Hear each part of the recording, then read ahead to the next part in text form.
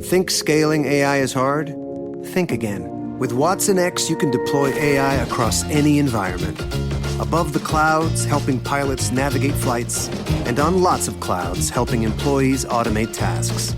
On-prem, so designers can access proprietary data, and on the edge, so remote bank tellers can assist customers. Watson X works anywhere, so you can scale AI everywhere. Learn more at ibm.com/WatsonX. IBM. Let's create. This episode is brought to you by BuzzBalls. Meet BuzzBalls, a unique round ball can that is filled with delicious real fruit juice and cream cocktails. There is nothing cooler than these new ball-shaped cocktails that are perfect for every occasion. Grab a refreshing gluten-free BuzzBalls for your party, festival, or just relaxing with friends. BuzzBall, let the good times roll. BuzzBalls, 15% ABV, Carrollton, Texas. Please enjoy responsibly.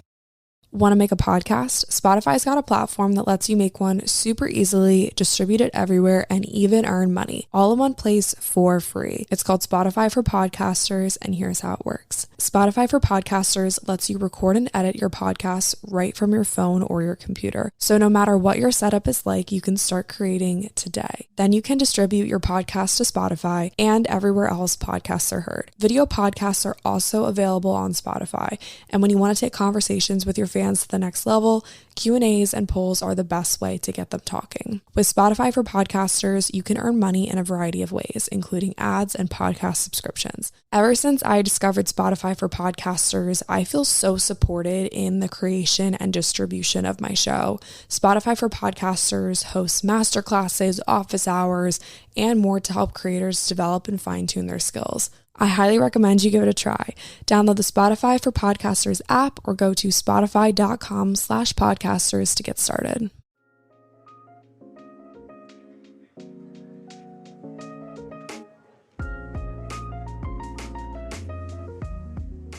Hello friends, what's up? Welcome back to 80/20. My name's Lily, I'm your host. It's been a minute since I've recorded, so I am so excited to be back recording with you guys. I took the first week of January off, which then obviously flowed into me not having an episode last week, but we're going to talk about some good stuff today and I'm really hype about it. This episode is going to be everything girl talk. It's just going to be as if I'm your big sister, chatting with you, giving you advice. This was actually inspired by Caitlin Nolan. She did a girl talk video on her YouTube channel. She's one of my favorite YouTubers right now. It's Caitlin Nolan, Julia, and Hunter. Those are pretty much the top two YouTubers that I watch, obsessed with their content. But yeah, Caitlin Nolan did a video like this. So shout out to you, Caitlin. And if you guys want to check out her channel, it will be linked in the show notes. But I loved the idea of just sitting down, talking about all the stuff that, maybe you don't have a big sister, or maybe you're not close to your big sister, or maybe you just want to hear advice from me. And I literally got 300 questions and I'm just holy crap. And then I posted something on my Instagram story literally 15 minutes ago saying last chance to ask me questions. So there's going to be more questions. There's literally no order to this. I haven't even looked at the questions. If you guys want to keep up with me in other places, make sure that you're following me on Instagram. If you want an opportunity to ask me questions next time, make sure that you're following me on Instagram. I have a podcast Instagram too, but I honestly never really use it. I just feel like my Instagram page is such a hub for everything else. I feel like having a separate podcast Instagram is just weird to me because my podcast is part of me, so of course it's gonna be part of my regular page. So I don't know, maybe I need someone to manage my podcast Instagram page for me, or maybe I'll just have you guys start sending in content to post.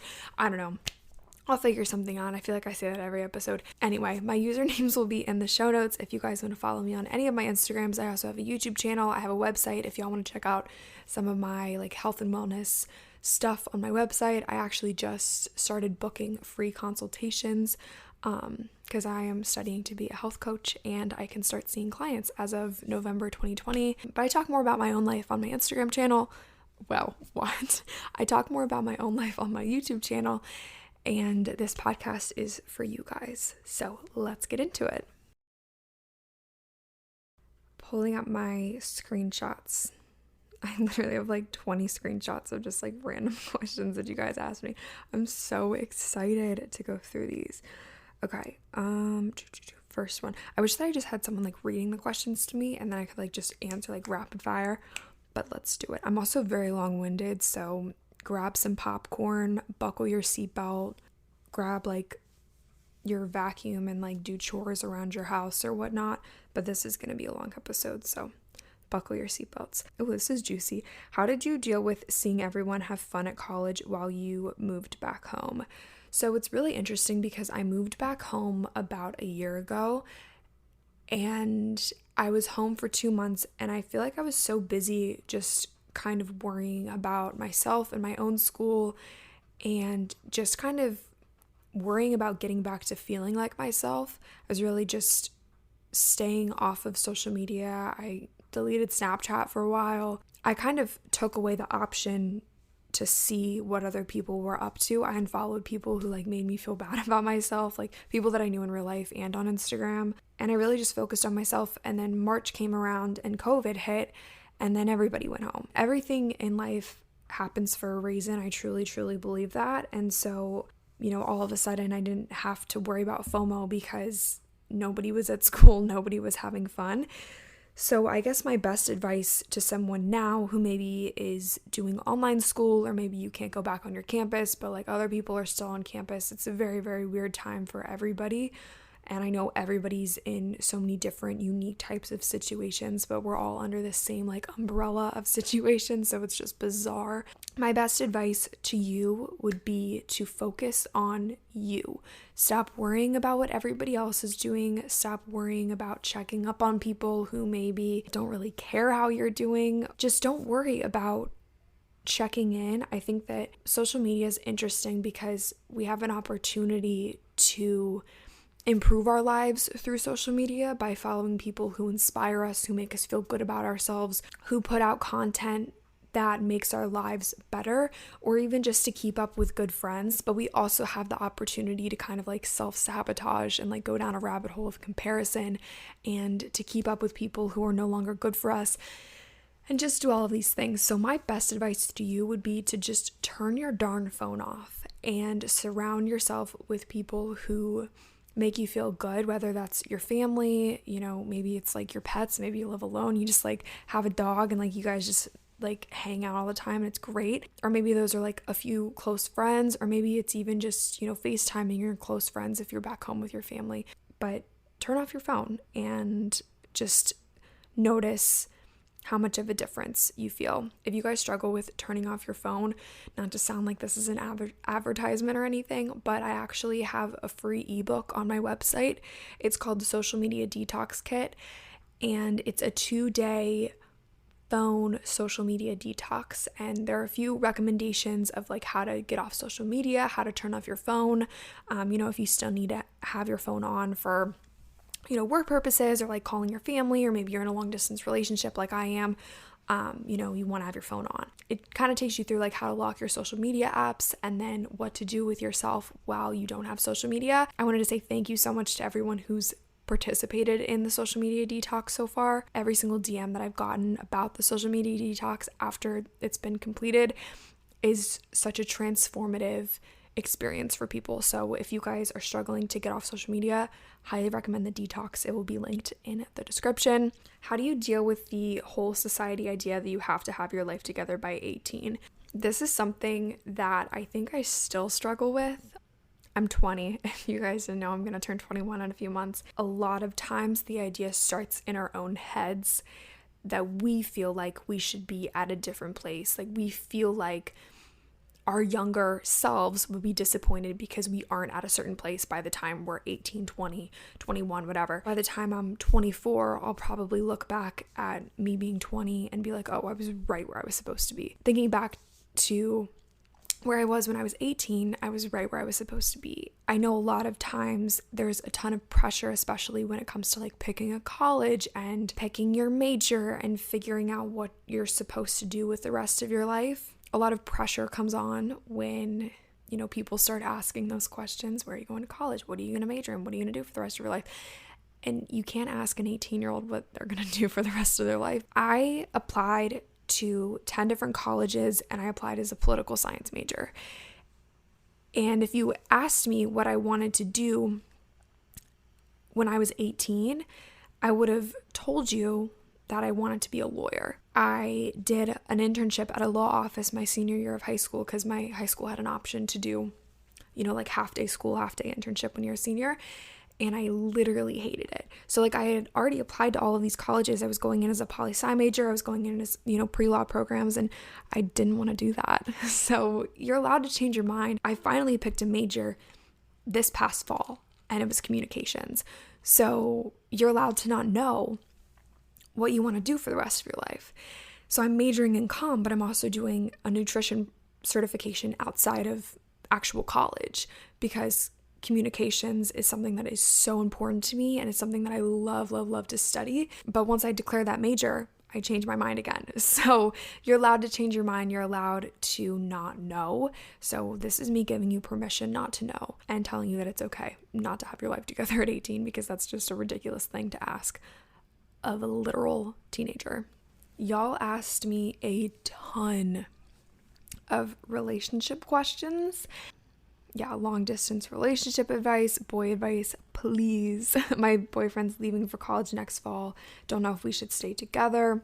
So many relationship questions. So I'm going to try my best to kind of wrap all these up into one. All right, we're going to start with this one in the relationship category. My boyfriend is leaving for college next fall, and we want to stay together. Any advice? So when I went to college, if you guys have been watching my videos since high school, all of my videos from high school and early college have been privated just because they're so cringeworthy. I'm not the same person that I was when I was 18, which going back to the 18 thing, you're gonna change whatever, blah blah blah.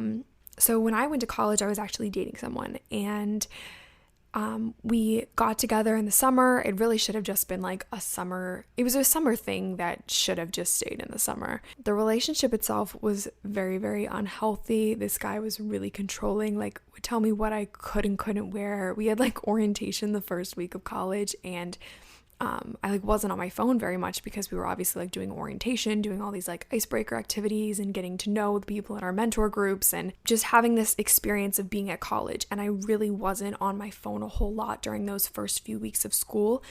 And this guy was oh my gosh, you would have thought that I was the worst person. I think he thought that I was the worst person ever.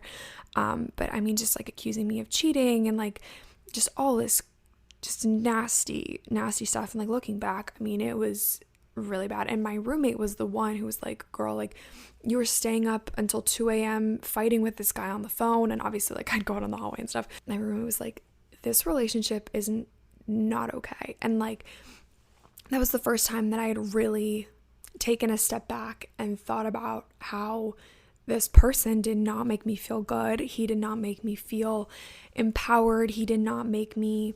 I'm really going on a tangent here. Sorry, guys. But anyway, this relationship was really, really bad. Obviously, I'm in a much, much healthier relationship now. Sam is literally the most perfect guy. I don't know how I got so lucky. But my advice to you would be that if you were in a relationship in high school and one of you is headed into college, both of you are heading into college, just trust your gut. And if the relationship is healthy and strong and you guys trust one another, there's no fighting over not answering a text right away. There's no fighting over what you can and can't wear. Down to the very basics, you have to have a solid foundation of trust and communication. And Sam and I were actually just talking about this last night on the phone, just about how if we didn't have trust and communication, our relationship wouldn't be what it is today. And so my best piece of advice to anybody who is going into a long distance relationship, maybe one's in high school, one's in college, whatever your situation might be, because I know it's very different for a lot of people, make sure that you do have that trust and that communication. And if you guys fight over the little things, how can you expect to continue having a healthy, solid relationship if you're fighting over the little stupid things like not answering your phone right away? So follow-up question is how to be happy being single. So once my roommate pointed out to me that said relationship that I had gone into college with was not good. I was like, crap, you're right. I tried to break up with this guy a few times and like he literally would not let me. It was really, really bad. It got to a point where like just across the board, so many things were wrong. And I honestly kind of forget like how we ended up breaking up. I think I just like blocked him. It was like, we're not doing this anymore. We only dated for like 4 months. But I was just so shooken up about how awful this person was to me and just how bad I felt about myself because of this person. And I wanted nothing to do with relationships or boys. I didn't really care. I just wanted to be single and I just wanted to kind of focus on myself, focus on school. For the first time in my life, I was on my own, wanted to make friends, all that stuff. I think being okay with being single comes with feeling fulfilled by yourself and realizing that you don't need anybody else to fulfill you. And the only way that you can actually have a healthy relationship is to be 100% fulfilled with yourself before you bring anybody else in. Because how can you expect to love someone else if you can't even love yourself? So being happy, being single comes with being okay with doing things by yourself, being okay with being a whole individual and not requiring someone else's attention to be fulfilled. Moving on to some of your questions about how to get into a relationship. The best relationships happen when you're not looking for one. Shortly after I had broken up with this awful guy in my freshman year of college, I met Sam. And we started dating November of freshman year. At the time, I obviously wasn't looking for a relationship, and it just kind of happened, and we just had this connection, and it just all felt right. And it was just like unavoidable at that point. Like we just knew that we had to be together. And I know that it sounds so cliche, but seriously, guys, the best relationships happen when you're not looking for one. But if you're out there looking for one, you're just going to keep feeling like you run into dead ends, and then you're just going to like make yourself crazy because you're constantly looking at like every single guy and you're like, oh, that could be the one, he could be the one, but like he's not because you're searching for it. But then when you're not searching for it, that's when it happens. Continuing with the relationship advice, y'all asked like a million relationship advice questions, and I'm really loving this because it just kind of feels like we're at a sleepover. How do you deal with long distance? I date a boy who went to DePaul long distance too. That's actually really funny, like how crazy, small world. And then someone also asked, how do you and Sam balance talking to each other but not being glued to your phone all day? These two kind of go hand in hand, and I would honestly say that the best piece of long distance relationship advice that I can give you guys is to make sure that you are giving the other person space but also communicating well. I'm recording this podcast, right? And I know that Sam is probably working on a huge project that he has due at the end of the week. So I texted him before the podcast started and I just said, hey, recording a podcast, love you, I'll talk to you later. I don't think he's responded yet because he's probably working on his project, or maybe he's running errands. I know that he mentioned a car wash earlier, so he's probably also doing like a million things, and that's totally okay because I trust that he's just doing his project. Like it's not a big deal. There's not a doubt in my mind. That's the other thing too, guys, is like I know that each and every one of you has a very, very strong intuition, and you got to trust your gut. So like if something just feels off, feels funky, maybe it is. Look into it. You're not going to be crazy for doing it. You're allowed to trust your gut. Obviously, I don't have like all the situations and all the variables for everybody's relationships, but like, I don't know. I feel like you know you and you know your relationship better than you think you do. But anyway, biggest piece of long distance relationship advice is to give them space, let them be, and then have designated times where you guys talk. So Sam and I always talk before bed. We talk in the morning. We use the feature on iPhone where you can hold down the mic and record a little voicemail message and send it to someone or send it to each other over text. So, whoa guys, my mic just almost tumbled over. I'm recording on the floor because the best combos happen on the floor. You know, if like we're too busy to text, we'll just hold down the little mic really quick and be like, hey, love you, running errands, I'll call you in a few, whatever. Another tip that I have for you guys is to plan out the next time that you're going to see the person before you leave the person. For us, it's so important to know when our next visit is going to be because it makes the gaps in between visits seem shorter because it's not just like this endless, you know, when am I going to see you next? I don't know, whatever. Have you guys ever been driving somewhere new and you're driving there, you don't know where you're going, and so it seems like it's taking a lot longer to get there than it actually is? And then you finally get there and you're like, okay, here it is. And then you drive back home and you're like, oh wow, it's really not that far from my house. Same type of concept. If you're in a long distance relationship and you don't know when the next time you're going to see them is, it's going to feel so much longer in between the gaps because you don't know when that next time is. I don't know, say like Valentine's Day. I don't know. February 14th, I'm going to go see whoever. It's going to feel a lot shorter. Okay, next question. A few of these just make me kind of sad reading because you guys are not giving yourself enough credit. Like, you guys are bad bitches, okay? Never forget that. How to know if your expectations for your boyfriend are too high or if he just isn't trying? If you even have to ask that question, you should have high expectations. And if your expectations aren't being met, then you should probably dump him. Next question is, how do I know if my boyfriend's cheating? I don't want to sound insecure if I straight out ask. First off, did he give you a reason to think that he's cheating? And if he did, then you should probably trust your gut. And if he didn't, then you should probably still talk to him about it and be like, hey, I don't know why I feel this way, but I feel like I can't trust you. And I know that might be a really, really heavy conversation to have, and that's not something that you can just flat out ask and be like, hey, by the way, I don't trust you. Maybe the two of you need to kind of look into where that lack of trust might have stemmed from, because seriously, trust and communication are the two most important things in a relationship. And without those two things, I mean, I feel like I sound like a broken record at this point, but without those two things, like, everything is just gonna fall out of place. All right, this is the last relationship question, but a lot of you guys asked about like the timeline of like intimacy, I guess we'll say, in a relationship. And like a lot of you said, you know, oh, I'm whatever age and I haven't done anything like that yet and whatever. And all I'm gonna say is that timeline is up to you. And if someone can't respect your individual timeline, then they're probably not the person for you. I know that society has certain expectations for certain people, but you're allowed to make up your own rules for yourself, your own standards for yourself. And once again, if someone's not going to respect those standards, then you're better off without them. Other thing too is like, if you have to ask, oh, when am I ready? You're not ready.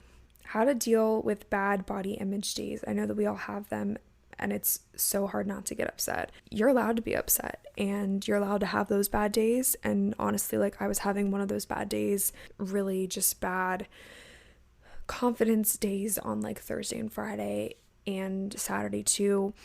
But something that always boosts my confidence is working out.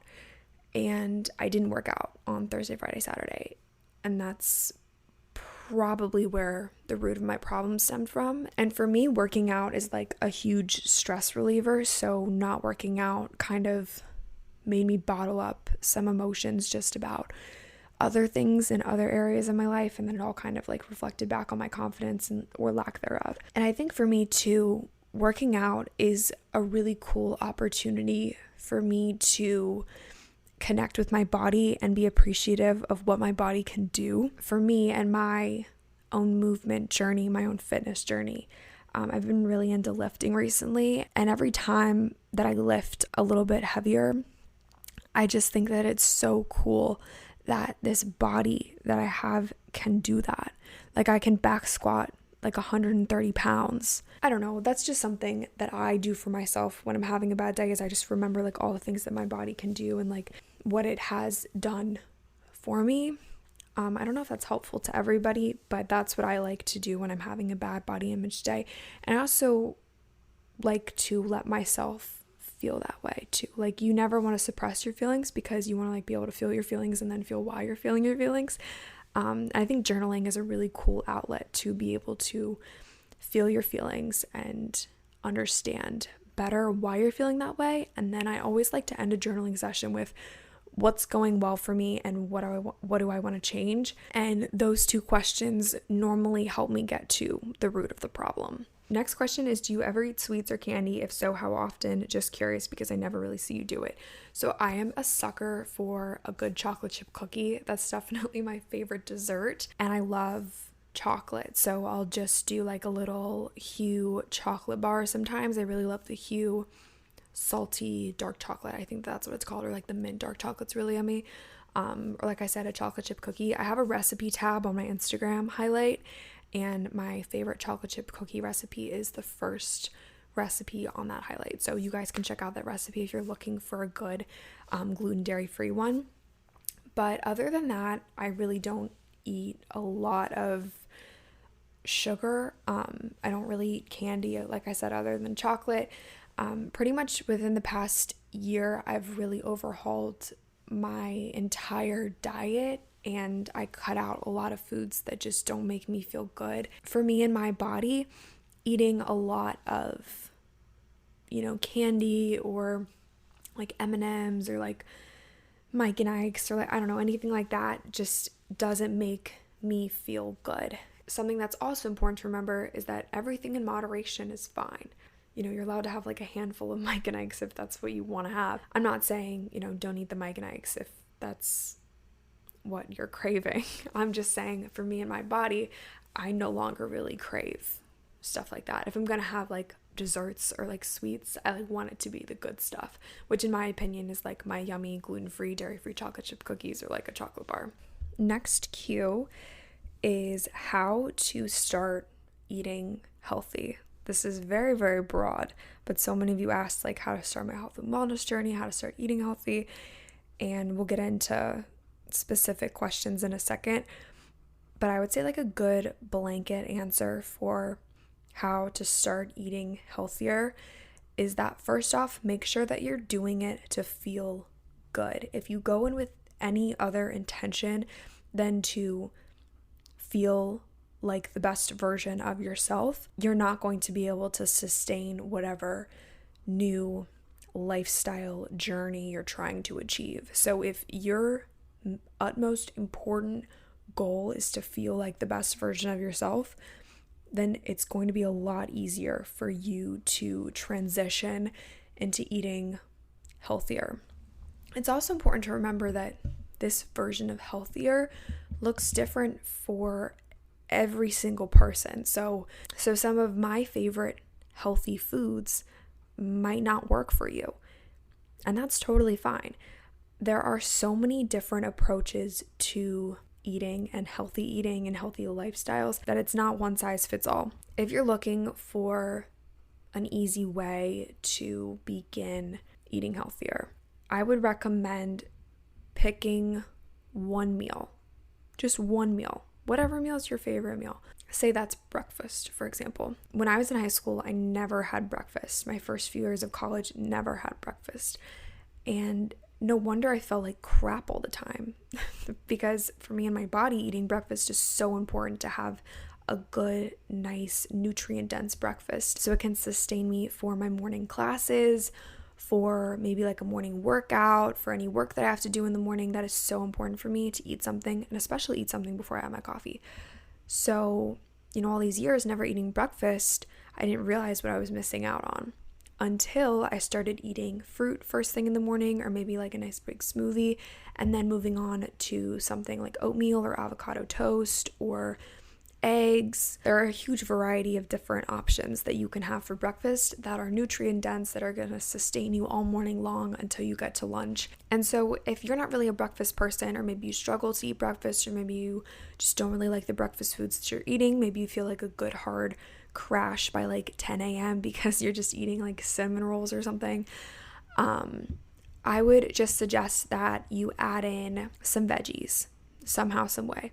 Add in a little bit of protein and just see what happens. One thing that has been so helpful to me is the concept of crowding out. This is a tool that the Institute of Integrative Nutrition taught me, and that is where you add in healthier options to kind of crowd out the old stuff that wasn't really working for you anymore.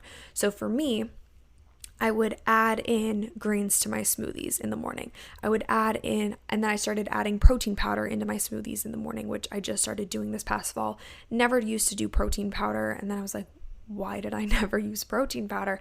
I feel like I just gained, 2 or 3 hours to my morning because I'm able to sustain myself for that much longer with this protein powder in my smoothie in the morning. So just adding in foods rather than taking out foods is a whole lot easier than trying to just quit certain foods, if that makes sense. On the topic of breakfast, not to totally shout out my free ebooks again, but I know that this resource has been so helpful to so many of you so far. But if you guys are interested in checking out some of my healthy, easy, quick breakfast recipe ideas, I have a whole free ebook on that. It's 7 healthy breakfast recipes for busy people, and that will also be linked in the show notes. And these are breakfast recipes that I make every single morning, and I know that you guys are going to love. So check those out if you want to eat a healthy breakfast but you don't know where to start. How to cook easy and fast healthy meals. I don't like to cook because I feel like it takes too long. I fell in love with cooking over the lockdown in the spring, and I think that learning how to cook has been one of the best and most important tools in my health and wellness journey that I could have ever asked for. I'm really lucky because my mom's a pretty good cook, so we would just cook in the kitchen together, and it starts with the small stuff. Once you find like 1 or 2 recipes that you're good at, all of a sudden you'll start making 3 or 4 new recipes that you're good at. And then, from those 3-4 new recipes that you're good at making, you'll kind of adapt those into like 10 new recipes that you're good at making. And then all of a sudden you'll know how to whip up, salmon and rice noodles and veggies with like a little Thai sauce on top. So for me, those first few recipes that I was really good at making were pasta and veggies, which is really, really easy because you can use any type of pasta. It's boiling water and pasta noodles. My favorite is red lentil, by the way. Just stir fry up any veggies. And I'm going to tell you how to make that right now. You boil water. You pour in your red lentil pasta. This is my version, by the way. You can, obviously adapt this however you choose. Pour in your pasta, red lentil in my case, and do like a little tiny drizzle of olive oil in the boiling water with a little bit of salt in the pasta noodles. And then you're going to chop up some veggies. By the way, it's going to take you making a few crappy recipes to become a better cook. You're not going to be the best, most amazing cook right away, but soon you'll kind of get into a rhythm of knowing what veggies go well with your pasta, or knowing how long it takes to cook your veggies, or knowing, the sound of the veggies on the stove when they're done, and, what pans work best for your meal that you're going to make. You're going to chop your veggies. My favorites to put in with some pasta are zucchini. I like to do spinach. Depending on what type of sauce I use, I love a pesto sauce. But if I'm using like a red marinara sauce, I won't do tomatoes. If I'm doing pesto, I will do tomatoes. So let's just say we're using red marinara sauce just to keep things easy. Boil your water, pasta. Cut your veggies. You're going to cut some zucchini. You don't have to cut your spinach. You can just put that in. And then what's the third veggie that we could use? Oh, let's do broccoli. I love broccoli. Okay, zucchini, broccoli, spinach. You're going to get a little frying pan or like saute pan, and you're going to put like about a tablespoon, maybe 2 tablespoons, depending on how big your pan is, of olive oil at the bottom. I hope that you guys are doing this right now. That'd be so fun to do like a whole cooking podcast. Maybe I'll do that one day. Pause it while you run down to the kitchen and catch up with me. Okay, now that we're all caught up, I hope that you guys are making this. Tag me in your Instagram stories when you make this for dinner tonight. Cut your zucchini, you cut your broccoli into little bite-sized pieces, and you're going to put your olive oil in the pan, and then you're going to start with the hardest veggies first. So that's broccoli and zucchini in this case. So you're going to start with your zucchini and your broccoli, and you're going to stir that up for maybe like 3 to 5 minutes. And then you're going to drizzle a little bit more olive oil in the corner, like you're going to push your zucchini and your broccoli to the side, put a little bit more olive oil in the corner, and then you're going to press some garlic into the olive oil, and you're going to add like 2 to 3 heaping handfuls of spinach into your mix.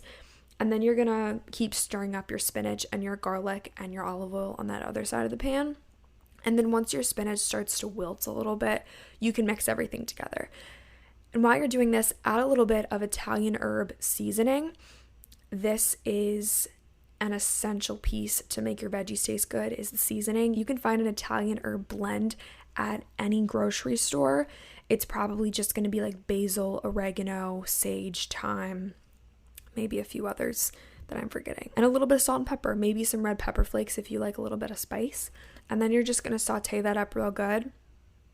I like everything to be a little bit crispy, so like I kind of like to saute it like a little bit extra, but you don't have to if you don't like them crispy. You can pour your marinara sauce into a little saucepan, warm it up on the stove, and then you're just going to plate it all together. You're going to do your veggies, you're going to do your pasta, you're going to do your red sauce on top, and then if you're a cheese person, you can add a little bit of mozzarella cheese on top. I like to do some nutritional yeast just to give it like a little cheesy taste. If you wanted to, you could add some chicken on top. I find that with the red lentil pasta, it's really high in protein, at least the kind that I buy. I'll link the kind that I love in the show notes.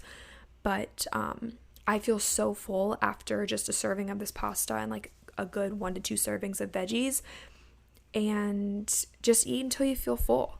Cooking foods that I love to cook and love to eat makes eating healthy so much easier. And once you start getting into a routine of cooking foods that you love and eating foods that you love, you'll just start to crave those foods over and over again. You'll start to crave how good you feel after you eat something, and you'll start to really tune into what foods make you feel good and what foods make you feel bad. Obviously, you're going to want to start eating the foods that make you feel good.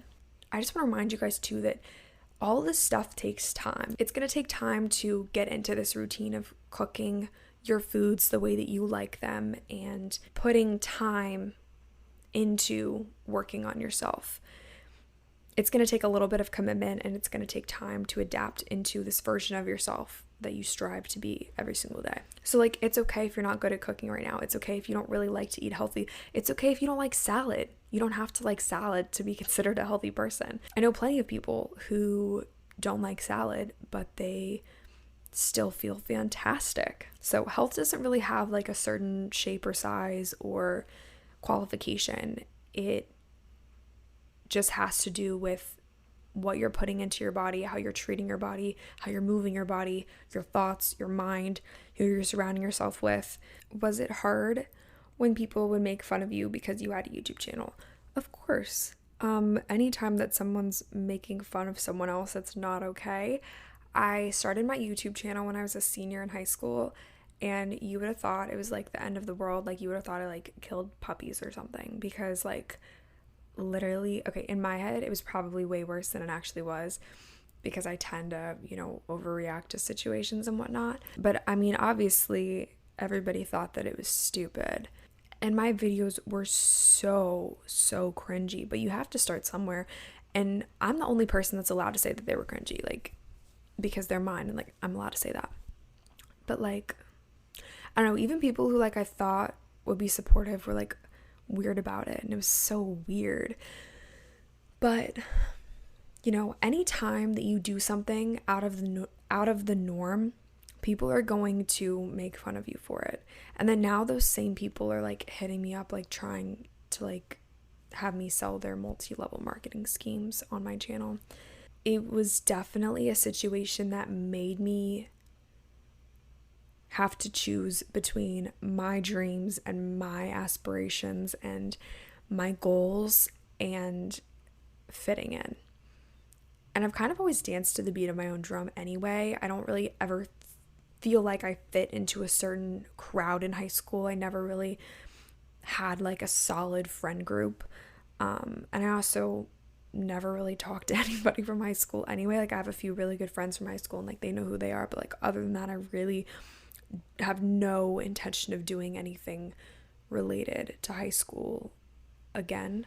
But I feel like that situation and like having my videos played on blast at like parties and having people be, I guess, just like straight up mean, like that just really made me stronger. It helped me build a thick skin to just kind of be like, all right, whatever, like I don't really care about what you have to say, because I'm gonna continue doing this. And I will say, like, there were a lot of people who were supportive, but there were equally, if not more, people who were just rude about it.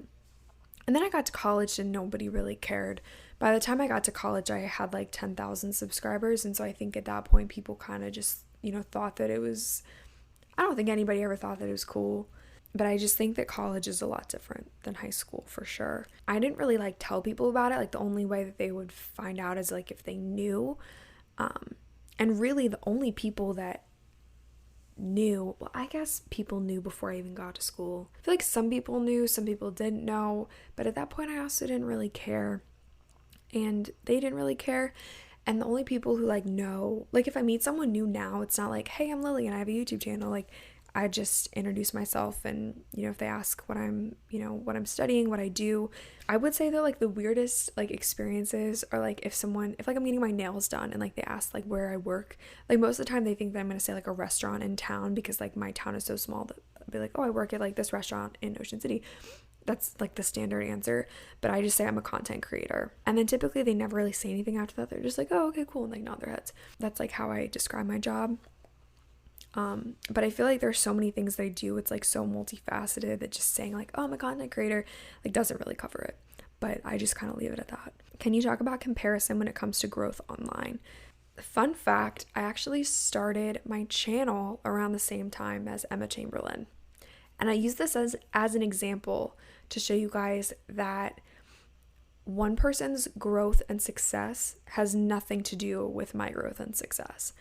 And I know that I couldn't handle growing the way that Emma Chamberlain did, or the amount of eyes that Emma Chamberlain has on her. Like, I don't think I could ever handle that. Not at least how I am right now. Maybe, 10 years down the road, I'll be prepared to have 8 to 10 million people having eyes on me. But that's definitely, I'm not strong enough to do that right now in this stage of my life. And this isn't just for growth online. This is for everything, that you are on your own timeline, and someone else's growth and someone else's success doesn't mean that you're any less successful or doing something wrong. It just means that that's not your path, and everybody's on their own path. If I had blown up like Emma Chamberlain did, which I don't think will ever happen, and I don't think that I want that to happen, but if I had, I would not be the person that I am today, and I would not be doing what I'm doing today, which is what I'm supposed to be doing today in this very moment. So if you're just starting YouTube, do it because you love it. If you're just starting your influencing career or starting up a blog or whatever, do it because you love it. Do it because you're passionate about it.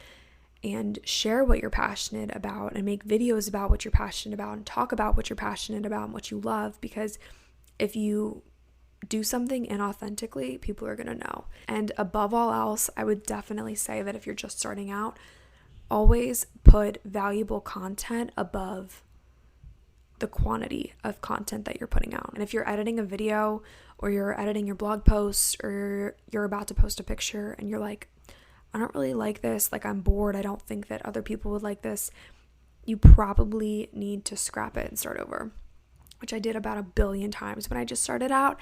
And now I kind of know what works, I kind of know what doesn't work, and I know what you guys want to see at this point. But sometimes y'all surprise me and like you make a video pop off that I was like, that's weird. And then sometimes videos will go up and I'm like, people are gonna love this, and then they don't. So sometimes I think that I know you guys and then y'all surprise me. But yeah, I mean, just know that you'll get a hang of it and it comes naturally over time. And the best type of growth happens organically. I feel like the right people are gonna land on your page at the right time. All right, my loves, I think I'm gonna go ahead and end the episode here. Thank you for everybody who submitted questions. I hope that you guys enjoyed listening.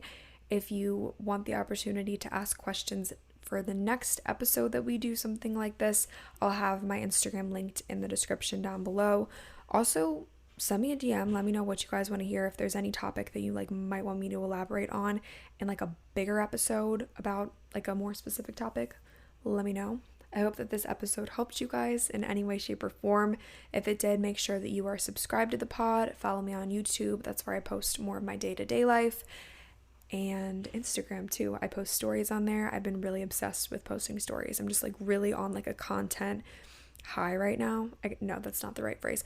I'm really on like a I'm really inspired. I'm like re-inspired. I'm energized. I'm passionate. I'm just really feeling good about everything that I'm putting out. And I'm loving it right now. So I hope that you guys are too.